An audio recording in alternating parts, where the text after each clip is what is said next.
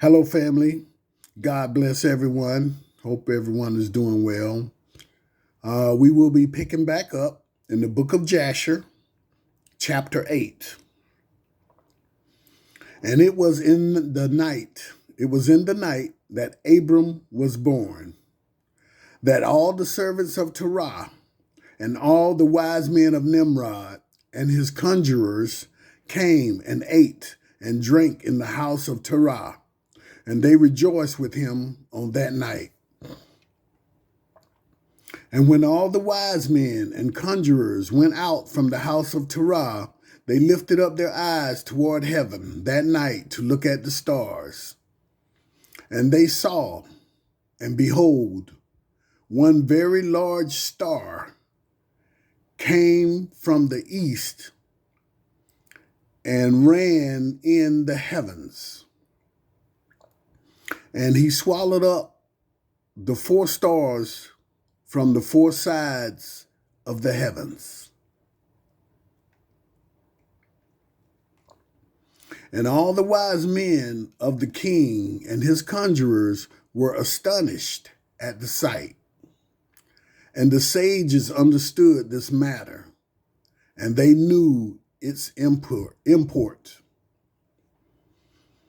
And they said to each other, "This only betokens the child that has been born to Terah this night, who will grow up and be prolific and reproduce and possess all the earth, he and his children forever.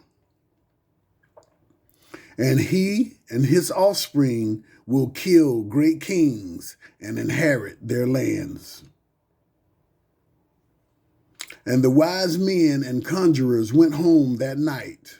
And in the morning, all these wise men and conjurers rose up early and assembled in an appointed time. And they spoke and said to each other, "Behold, the sight that we saw last night is hidden from the king. It has not been made known to him. And should this thing get known to the king in the latter days, he will say to us, 'Why have you concealed this matter from me?' And then we shall all suffer death. Therefore, now let us go and tell the king the sight which we saw," excuse me, family, "and the interpretation thereof, and we shall then remain clear." And they did so. And they all went to the king and bowed down to him to the ground. And they said, "May the king live. May the king live. We heard that a son was born to Terah, the son of Nahor, the prince of your host. And we last night came to his house, and we ate and drank and rejoiced with him that night. And when your servants went out from the house of Terah to go to our respective homes to abide there for the night, we lifted up our eyes to heaven, and we saw a great star coming from the east. And the same star ran with great speed and swallowed up four great stars from the four sides of the heavens. And your servants were astonished at the sight which we saw, and were greatly terrified.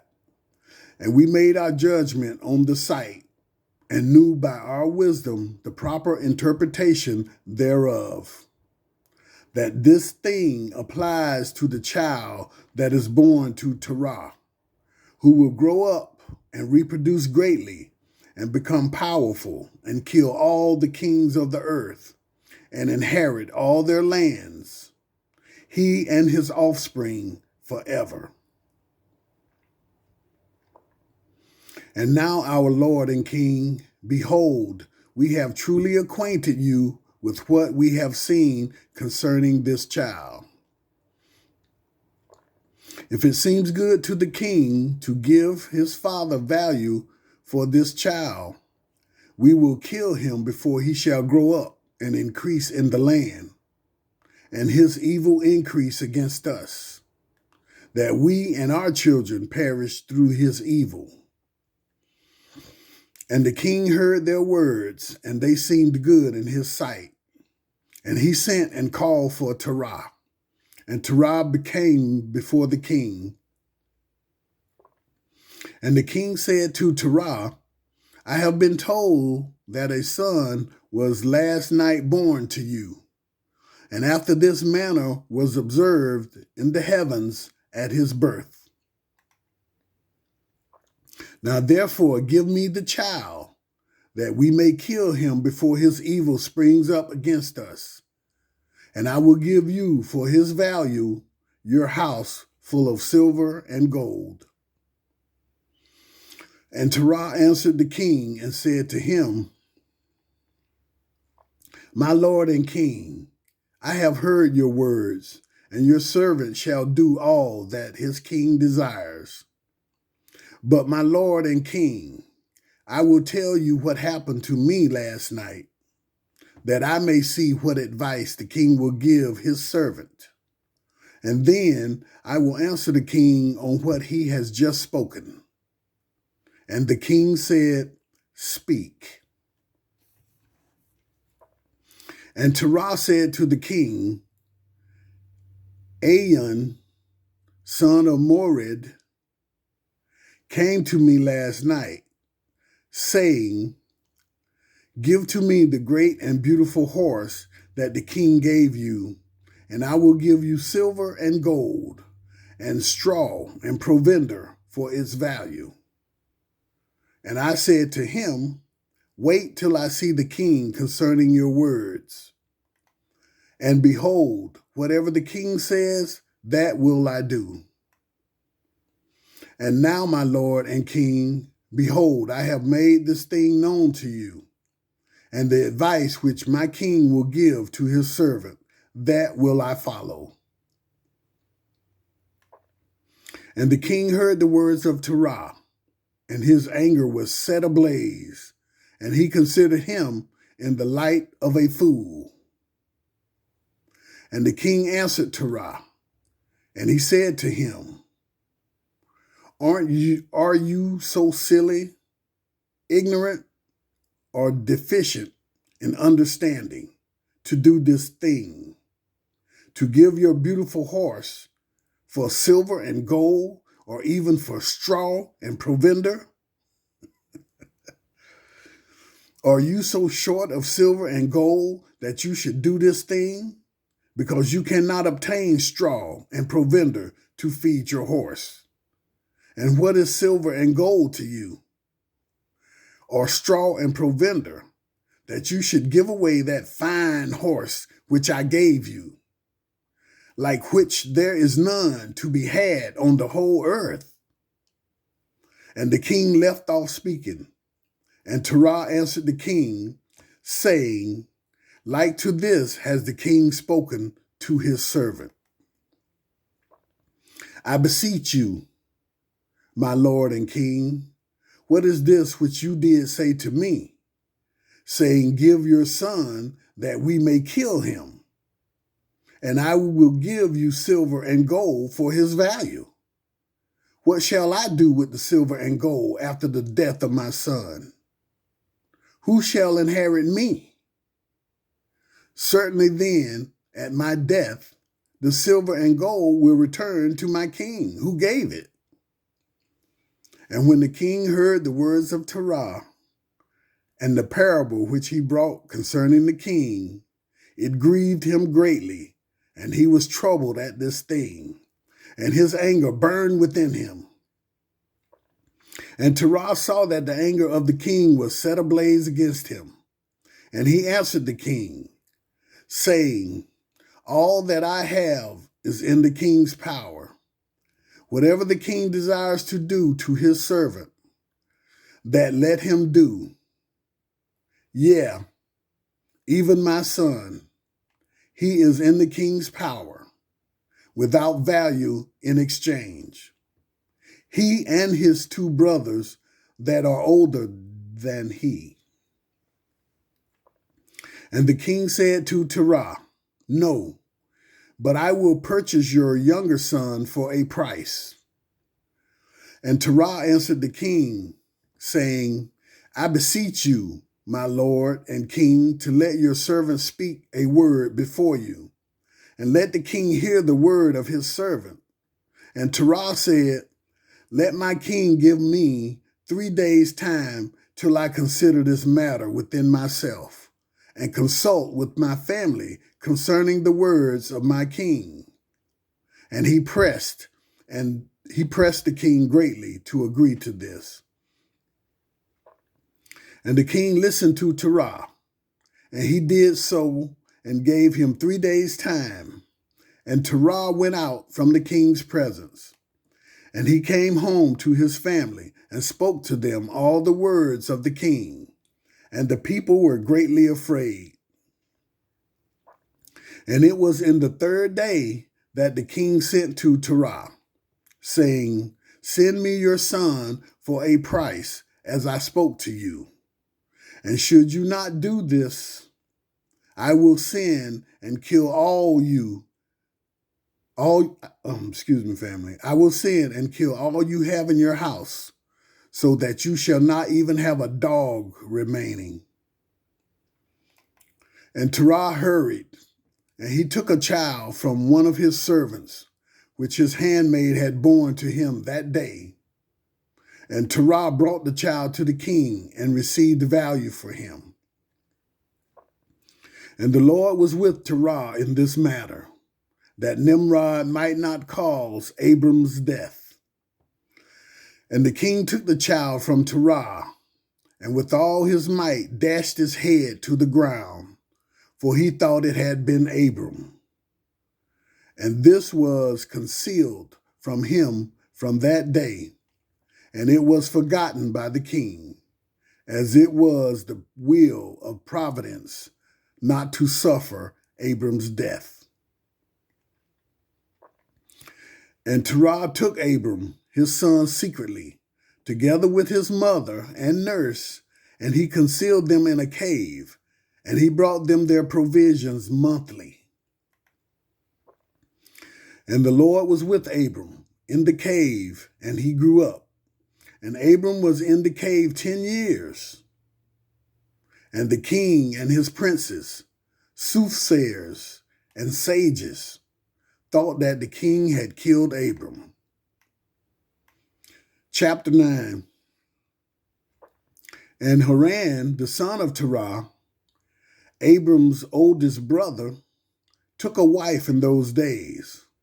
Haran was 39 years old when he took her. And the wife of Haran conceived and gave birth to a son, and he called his name Lot. And she conceived again and gave birth to a daughter, and she called her name Milcah. And she again conceived and gave birth to a daughter, and she called her name Sarai. Haran was 42 years old when he had Sarai, which was in the 10th year of the life of Abram. And in those days, Abram and his mother and nurse went out from the cave, as the king and his subjects had forgotten the affair of Abram. And when Abram came out of the cave, he went to Noah and his son Shem, and he remained with them to learn the instruction of the Lord and his ways. And no man knew where Abram was. And Abram served Noah and Shem, his son, for a long time. And Abram was in Noah's house 39 years. And Abram knew the Lord from 3 years old, and he went in the ways of the Lord until the day of his death.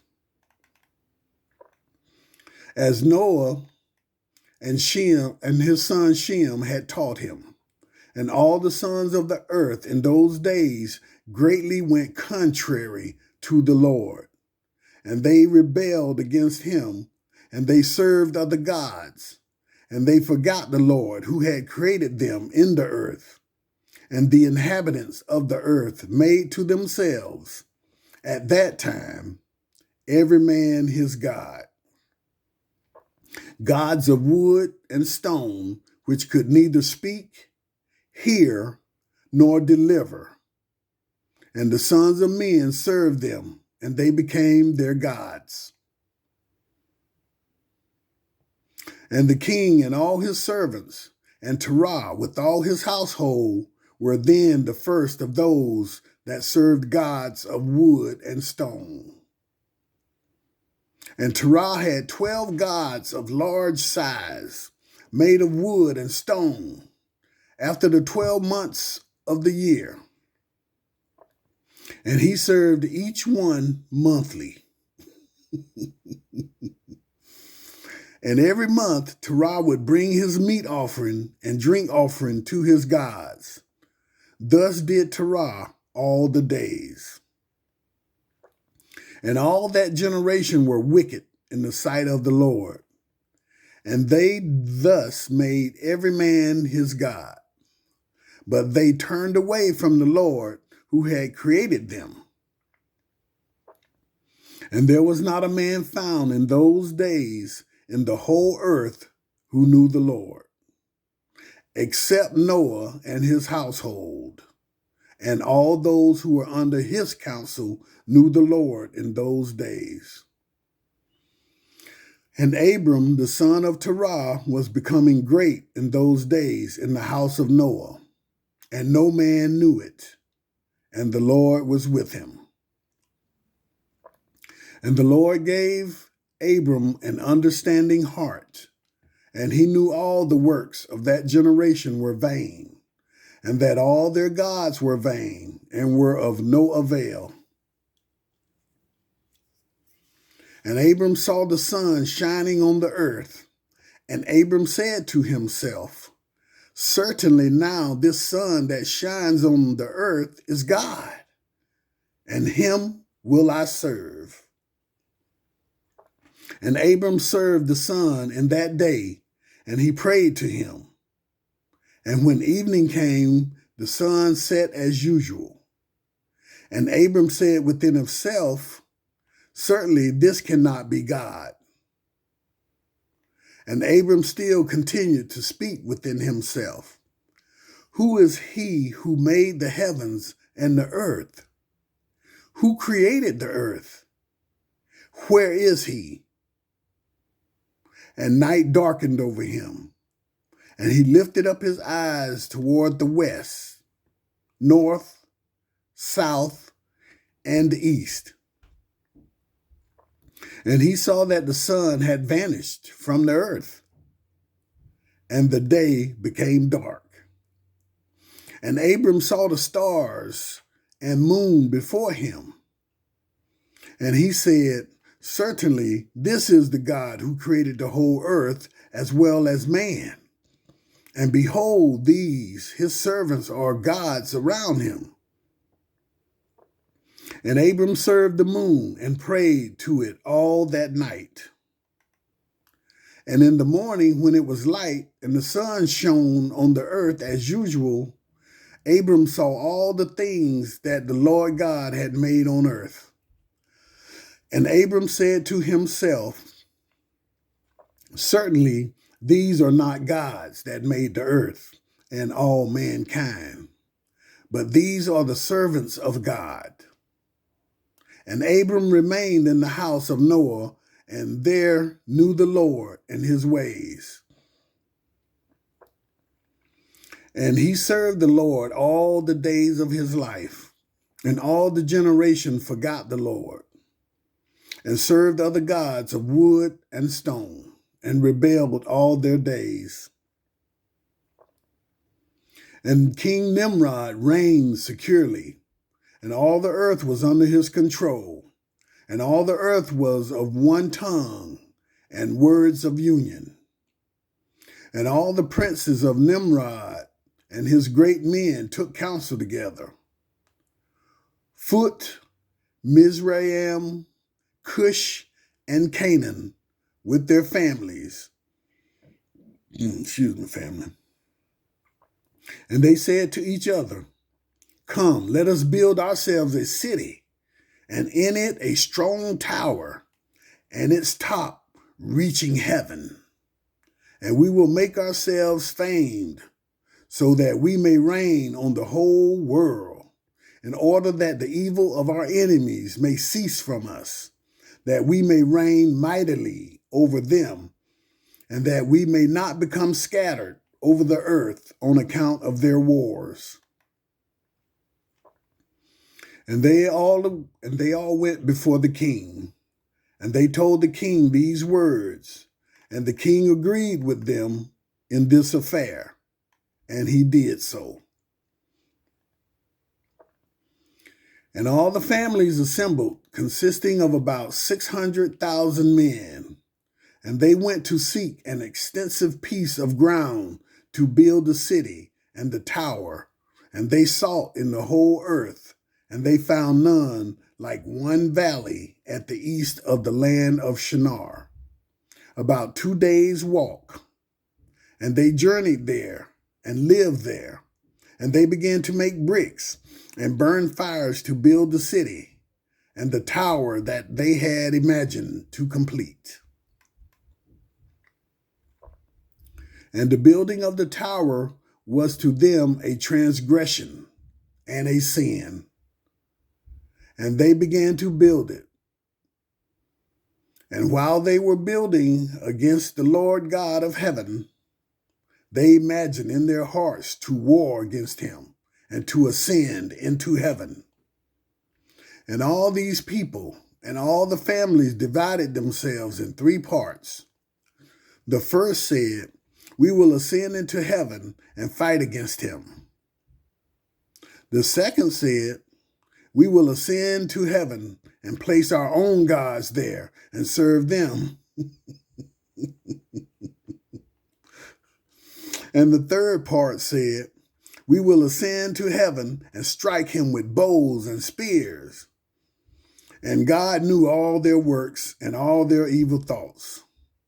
And he saw the city and the tower which they were building.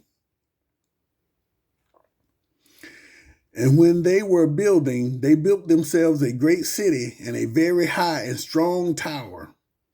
And on account of its height, the mortar and bricks did not reach the builders in their ascent to it until those who went up had completed a full year. And after that, they reached to the builders and gave them the mortar and the bricks. Thus was it done daily. And behold, these ascended and others descended the whole day. And if a brick should fall from their hands and get broken, they would all weep over it. And if a man fell and died, none of them would look at him. And the Lord knew their thoughts. And it came to pass when they were building, they cast the arrows toward the heavens, and all the arrows fell on them, filled with blood. And when they saw them, they said to each other, "Certainly we have slain all those that are in heaven." For this was from the Lord in order to cause them to err, and in order to destroy them from off the face of the ground. And they built the tower and the city, and they did this thing daily until many days and years were elapsed.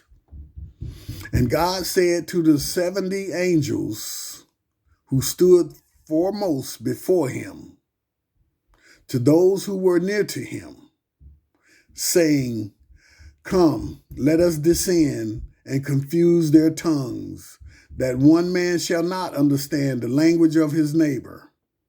And they did so to them. And from that day following, they forgot each man his neighbor's tongue, and they could not understand to speak in one tongue. And when the builder took from the hands of his neighbor lime or stone, which he did not order, the builder would cast it away and throw it on his neighbor, that he would die. And they did so many days, and they killed many of them in this manner. And the Lord struck the 3 divisions that were there, and he punished them according to their works and designs. Those who said, "We will ascend to heaven and serve our gods," became like apes and elephants.